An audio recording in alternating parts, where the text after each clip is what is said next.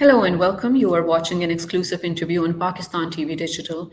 This is Shaza Hashmi, and today I'm going to be in conversation with one of Pakistan's former ambassadors, Masood Khalid Sahab.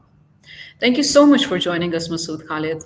All right, so to begin with, Pakistan and the US have had a long relationship, of course, but with quite some ups and downs.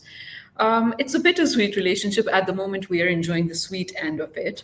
How do you see Pakistan and the US playing on the diplomatic front in the coming, let's say, 5 to 10 years from now? Is it going to be the same as now? USA is the sole superpower, and Pakistan does not believe in the zero-sum game. We want to have good relations with all major powers, with the United States, with China, and others, and with our neighbors. So this has been the main, central plank of Pakistan's foreign policy so far. So in 5 or 10 years, I'm not in a position to predict because the world is changing very fast. It's no longer a unipolar order. It's a multipolar world now, gradually emerging, and there are multiple centers of power, which are showing their strength and velocity. So I think with the passage of time, we will see that it will be kind of a bipolar, bi-multipolar world. There will be two poles, United States and China, and then will be, two or three economies. And I'm saying this on the basis that United States right now is a $28 trillion economy. China is about $19 trillion. Okay, and rest of the three, Germany, India, and Japan, they are in single digit. They're 3 trillion, 4 trillion, 5 trillion, something like that. So imagine in 5 years' time, the main competition, and I hope it will be a healthy competition, will be between two poles, between the United States and China. And these three emerging economies will catch up with each other. So this is the kind of complexion which is emerging. So let's see. Uh, I think Pakistan will, as far as we are concerned, we are very clear that we will continue to reinforce our ties with the United States, and we don't have anything uh, else. I mean, in our mind, if our relations with China are strong, that does not mean that we cannot have a normal, positive relationship with the United States. That is not the case. So we will maintain uh, an equilibrium on the basis of the principle of bilateralism in our relations. Right, absolutely. And Islamabad and Washington isn't the only relationship that's warming up, rather. Islamabad and Riyadh is a new chapter, looking really good. It was a monumental move, a historic move for Pakistan to sign the defense pact with Saudi Arabia. Do you think there is some arenas other than defense that can be explored in this relationship? Well, Pakistan and Saudi Arabia are very close friends. We have spiritual ties. We have a large expatriate community there, and we have a strategic ties. And our army contingent has been in Saudi Arabia for a long time, and on and off. We have helped them; they've helped us. During the oil crisis and all that. So it's a very close relationship. So a relationship which existed for the last, say, 5 decades or so has now been formalized into a formal mechanism through this agreement, which is a good sign. And Saudi Arabia is the most important country in the Gulf region. And I am sure that Saudi Arabia will also look at Pakistan's current challenges in terms of, its financial outlays and foreign investments. And I think we are discussing various projects. So we hope that Saudi investment will come in Pakistan. Likewise, both sides will collaborate and coordinate on the common challenges, security challenges from terrorism, extremism, and the region is changing. You know, Israel's invasion of Gaza and the massacre which took place, that has changed the political complexion of the Middle East, and more changes will come. So, given this upcoming scenario, I think it's very important for Pakistan to forge closer relationship with Saudi Arabia, and also focus on other Gulf countries. And I think I do not, for the time being, think a Muslim bloc, a bloc of Pakistan, some Gulf countries will come into being. Although we have defense cooperation with practically all important Gulf countries, but yes, if other Gulf countries see this model, because Pakistan has set an example. And if they see that there can be, some benefit from joining in this arrangement, that will be good. That will be good for Pakistan. That will be good for Saudi Arabia, and that will be good for these Gulf countries, because we are all Muslim countries, and we have, despite our own limitations, we at least have, common thinking, common views on the core problems, core challenges which the Islamic world faces today. Right. Well, that was going to be my next question, but thank you so much. You already answered it. Regionalism in South Asia, failing regionalism in South Asia, has been one of the favorite topics for experts and analysts.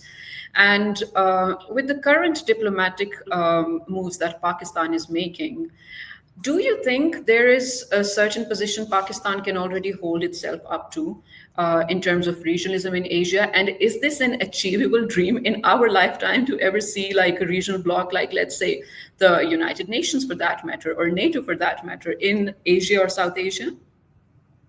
Well, that will be too far fetched, actually. But I would agree with you that the current moves and the current trends in our region are for more cooperation, regional cooperation, connectivity, investments, trade. This is the worldwide trend, actually, not only in South Asia or Middle East or Africa. It's everywhere. What has happened in South Asia is that we have, unfortunately, this problem from our eastern neighbor, India, which sees itself and projects itself to be a regional policeman. And then it tries to intimidate and coerce its neighbors. India wants her strategic dominance in South Asia. That is why, when our relationship worsened, uh, Prime Minister Modi decided to scrap SARC, altogether. Now SARC is dysfunctional. India boycotted the SARC summit, which was to be hosted by Pakistan in 2016. So 10 years down the line, SARC is completely non-functional. Nothing is happening. Now, this has frustrated the other South Asian countries because they want regional cooperation. But in the face of India, which is a big bully, they cannot do anything. Like countries like Sri Lanka, Bangladesh, Nepal, Maldives, but they want regional cooperation in South Asia. And they say that because of this conflict and tension between India and Pakistan, South Asian cooperation is not happening. Can you imagine that South Asia is the least economically integrated and institutionally integrated region in the world? Only 5% trade is done amongst the countries of South Asia. So obviously that is at variance with the current trends in global order. Uh, as long as our relations, Pakistan's relations with India, remain in the current state, and there's no dialogue and all that. So we cannot do anything. So for the time being, we should forget about it.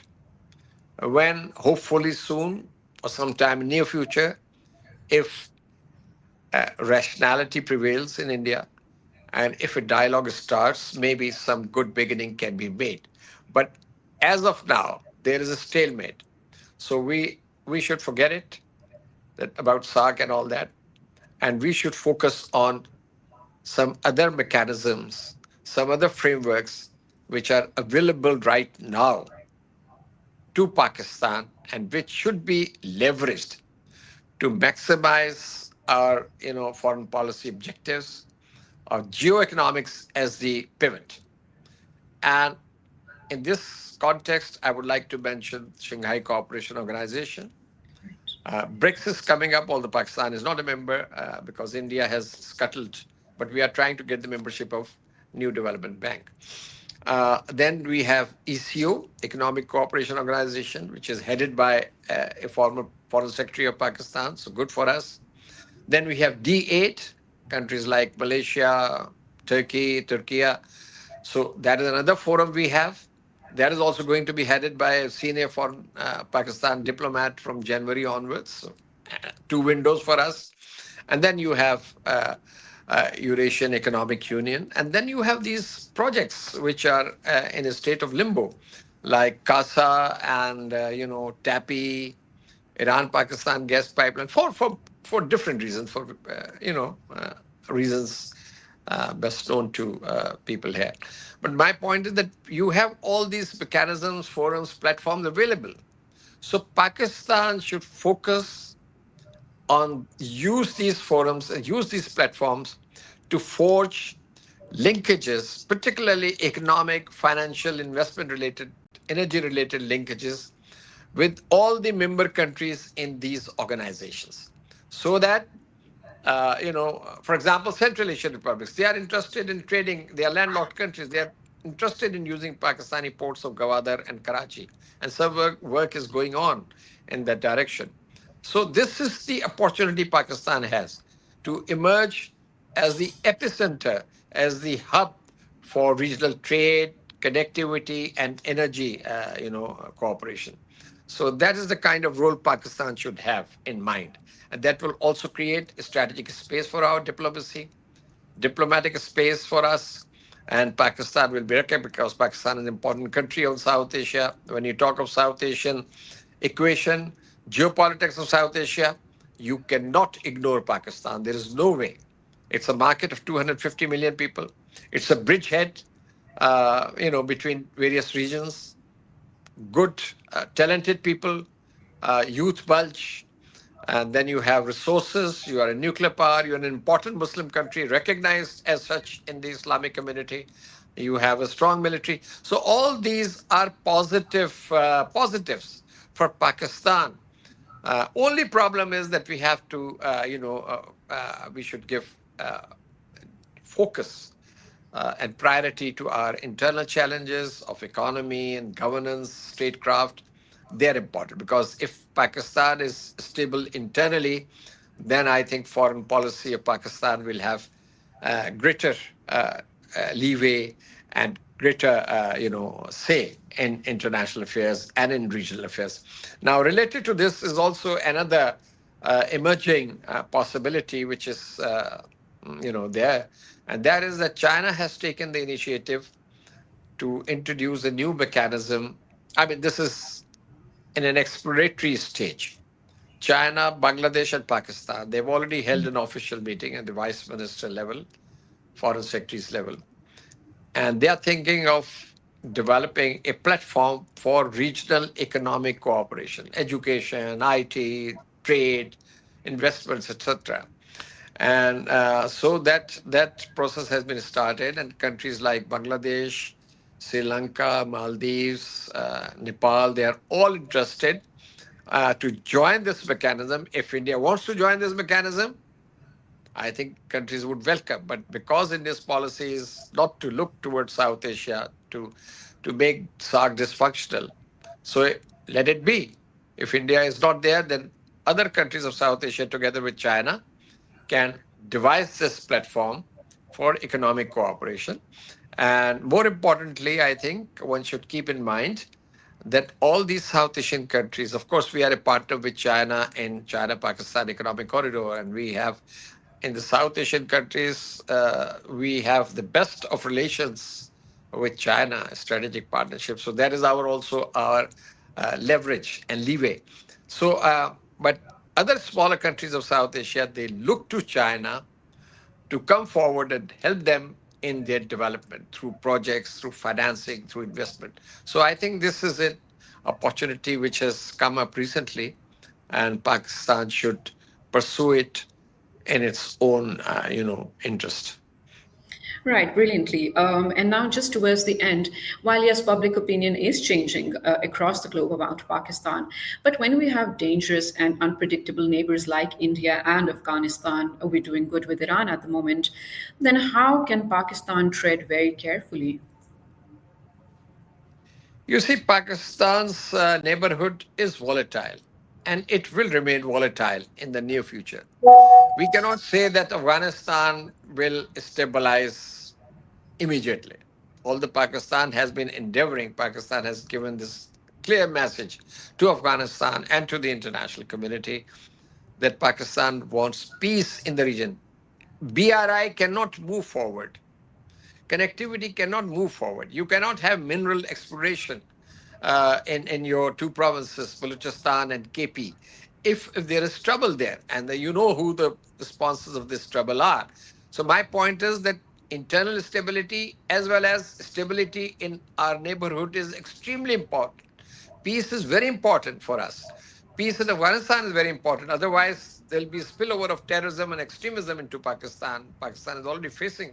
Pakistani forces are giving sacrifice. Pakistani civilians are laying down, their lives every day. So my point is that you have to have peace within the region. No, that is our desire. That is our aspiration. But Afghanistan, we cannot predict. We cannot predict our eastern neighbors. So these are the problems which we may continue to face in the foreseeable future, and we should be prepared how to, go about it. But luckily, in the last few years, we have improved our relations with Iran. We have improved our relations with Russia. Very important. Our relations with China are very good, and the Central Asian republics, new partnerships are being evolved. They are looking towards Pakistan. Turkey, we already have a dependable friend and a good friend. So all these factors are conducive to have an effective foreign policy while carefully navigating through these geopolitical headwinds and these proxy wars and this and that. That for that you have to have internal cohesion and a resolve and a sense of unity in the country. That's very important because we will continue to face pressures. I know we will have challenges, but Pakistani nation, Pakistani people are very resilient, and in every crisis they have proved this point. What I'm saying, so that is the strength which Pakistan has. And Pakistan is not a small country. Pakistan has a very credible defense posture as well as capability, defense capability. So we can respond effectively to any threat to our security. So there is not, that should, I mean, there should be no doubt and or no doubt on that score in anyone's mind. Only thing is that we cannot control, right? We cannot control what happens in our neighborhood, but we can try to manage our own affairs and our own foreign policy, uh, responding, rationally and pragmatically to these challenges. Right, perfect. Thank you so much for your time, Masood Khalid, Saab, former ambassador of Pakistan. This has been nothing short of insightful for myself and the audience as well. Thank you. Thank you very much. Thank you very much.